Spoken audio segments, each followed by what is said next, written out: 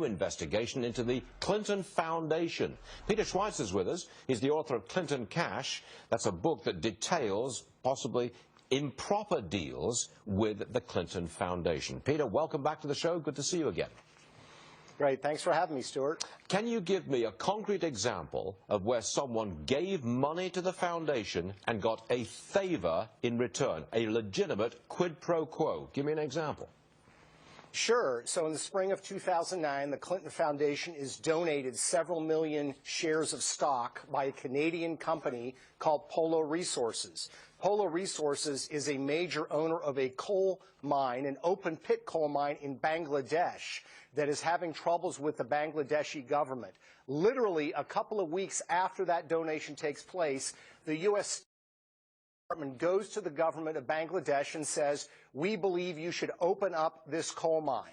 We know about this, Stuart, because there are State Department cables about this that came out through WikiLeaks. Two major questions already. First of all, why is the State Department countermanding Obama administration policy, which in 2009 is we are not going to push for or encourage any carbon emission energy projects in the third world? And second of all, why is the U.S. State Department pushing a project owned by a Canadian entity?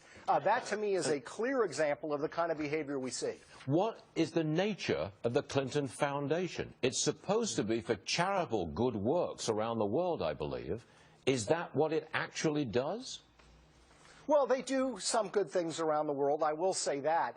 The problem is it gets intertwined with the official power of the federal government when Hillary Clinton is Secretary of State, and it becomes a means by which foreign entities try to influence them. And here's the important thing, Stuart. A lot of people will say, this is a charity, what's the big deal? Here's the big deal. International anti-bribery standards established in 2011 say bribery means paying a government official, paying a government official's friends or family, or paying a charity connected to the public official. Those international anti-bribery standards, they were pushed for and endorsed by Hillary Clinton.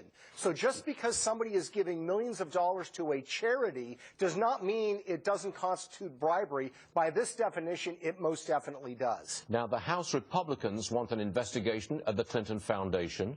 I believe the FBI is considering an investigation of the Clinton Foundation. I hope I'm correct in saying that. In other words, this is a new scandal, and it's going to go on all the way through the rest of this year. No way around it.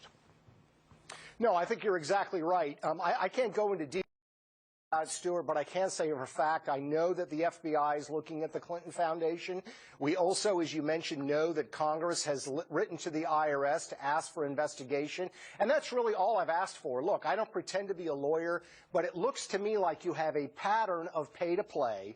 There are plenty of politicians that are in jail or are being prosecuted based on far less evidence that exists in the case of the Clintons. My view is let's have a grand jury, let's have serious people investigate this and see what's actually going on. We shall see. Peter Schweizer, Clinton Cash author. Thanks for joining us, Peter. We appreciate it. Thank you. Thank you, Stuart.